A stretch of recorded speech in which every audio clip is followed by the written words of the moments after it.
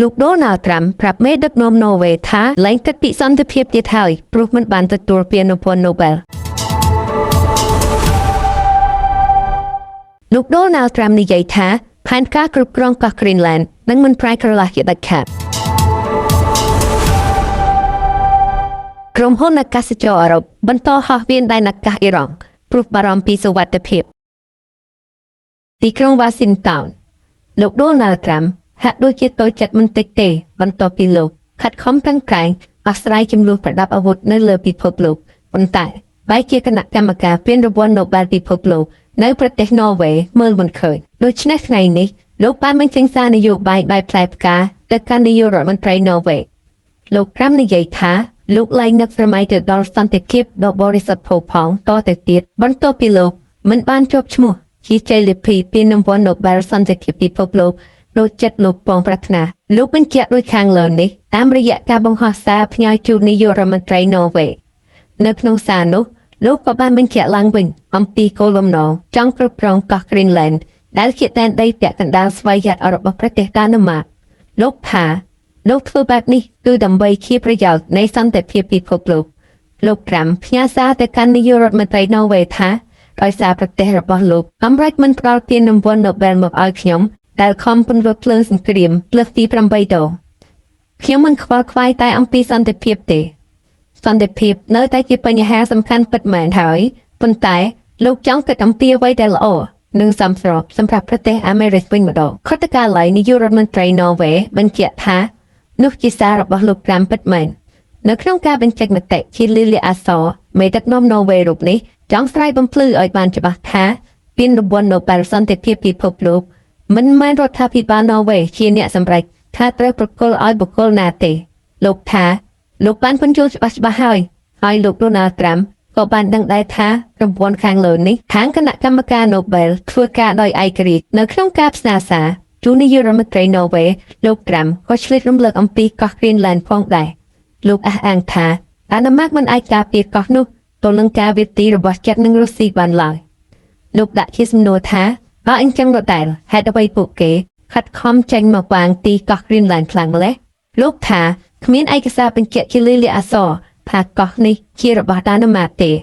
មានត្រឹមតែការដំណើរតគ្នាថាមានទូកមួយគ្រឿងចូលចតមាត់កំពង់នៃកោះ Greenland តាំងពីប៉ុន្មានរយឆ្នាំមុនមកម្ល៉េះយើងក៏មានទូកជាច្រើនគ្រឿងចូលចតនៅកោះនេះដែរលោកត្រាំសរសេរបន្តរៀបរាប់ទៀតថាពិភពលោកមិនអាចមានសន្តិសុខបានឡើយដរាបណាគេនៅតែខ្ទាស់មិនឲ្យអាមេរិកគ្រប់គ្រងកោះ Greenland បានយ៉ាងពេញសិទ្ធិកាលពីឆ្នាំមុនលោកដូណាល់ត្រាំខិតខំអស់ពីកម្លាំងកាយចិត្តដើម្បីជួយសម្រុះសម្រួលភាគីចំនួនលោកអះអាងថាលោកជួយបញ្ចប់សង្គ្រាមចំនួន8ដងនៅទីបញ្ចប់ពានរង្វាន់ Nobel សន្តិភាពឯជាមិនបានលើដៃគាត់បែរជាបានទៅលើប្រធានគណៈបកប្រឆាំងនៅវេណេស៊ុយអេឡាលោកស្រីម៉ាឆាដូទៅវិញកាលពីខែធ្នូឆ្នាំ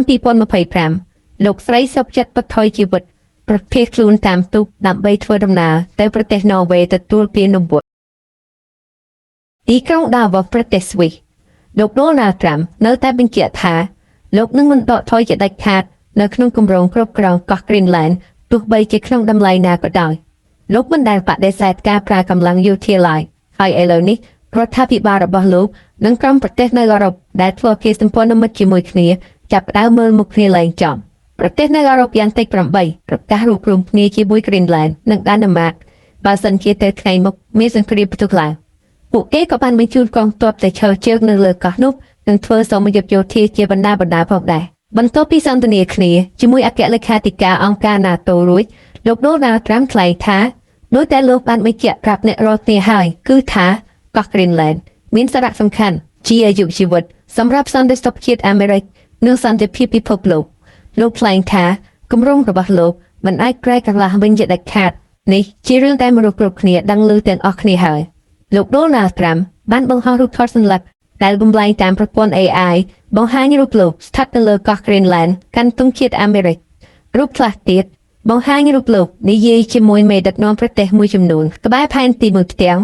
បង្ហាញថាប្រទេសកាណាដានិង Greenland ក្លាយជាទឹកដីរបស់អាមេរិកពេលខ្លះលោកបញ្ចេញសារសម្ងាត់នានាដូចជាសាររបស់ប្រធានាធិបតីបារាំងលោក Macron ដែលចោទជាសំណួរថា តាលោកត្រាំក៏ពុះធ្វើអ្វីនៅលើកោះ Greenland ប្រទេសនៅអឺរ៉ុបចំនួន8ដែលហ៊ានចេញមកប្រឆាំងនឹងផែនការរបស់លោកត្រាំត្រូវបានលោកប្រកាសដំឡើងពន្ធ 10% ចាប់ពីខែកុម្ភៈតទៅប៉ុន្តែនៅដើមខែមិថុនានឹងដំឡើងដល់ 25% ដោយអត់តែនកំណត់ពេលវេលាទេរហូតដល់អាមេរិកទិញបានកោះ Greenland ហើយឡែកសម្រាប់ស្រាសាំប៉ាញនិងស្រាទំពាំងបេះជូររបស់បារាំងត្រូវលោក Donald Trump ដំឡើងពន្ធរហូតដល់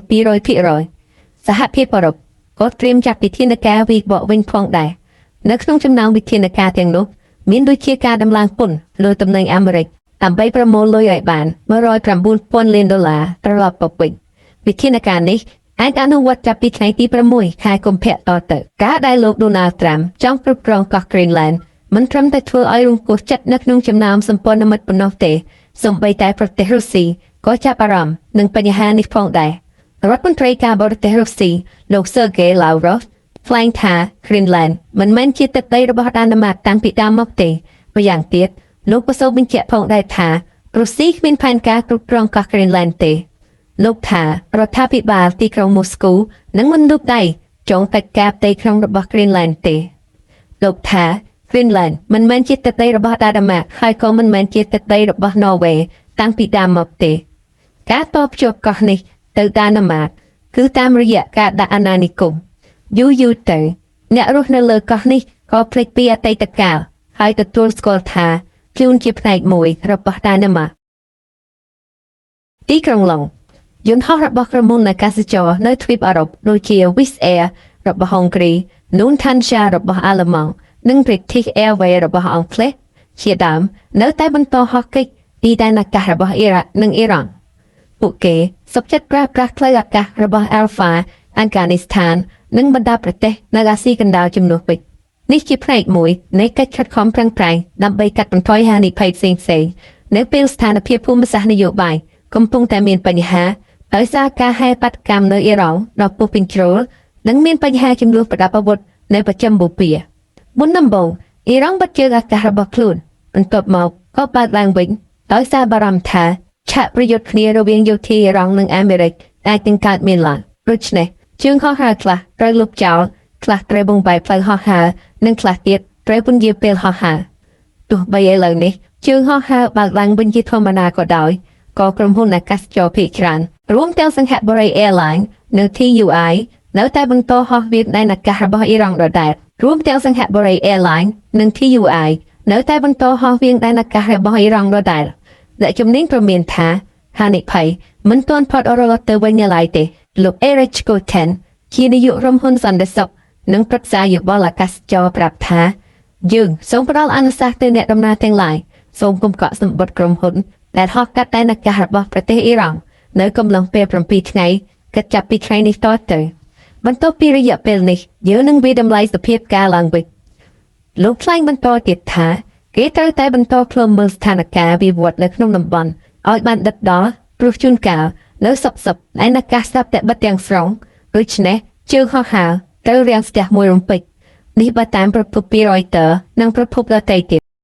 សូមអរគុណបងប្អូនទាំងអស់គ្នាដែលបានចំណាយពេលវេលាដ៏មានតម្លៃតាមអានសន្តាប់ព័ត៌មានអន្តរជាតិតាំងពីដើមរហូតដល់ចប់ប្រសិនបើបងប្អូនទាំងអស់គ្នាចង់បានព័ត៌មានជាតិនិងអន្តរជាតិជាប្រចាំរាល់ថ្ងៃបងប្អូនសូមចុច Subscribe Channel ខ្ញុំមួយទៅខ្ញុំនឹងធ្វើការផុសជារៀងរាល់ថ្ងៃហើយបងប្អូនក៏ទទួលបានវីដេអូស្ដាប់ជារៀងរាល់ថ្ងៃចឹងសូមអរគុណសូមជម្រាបលា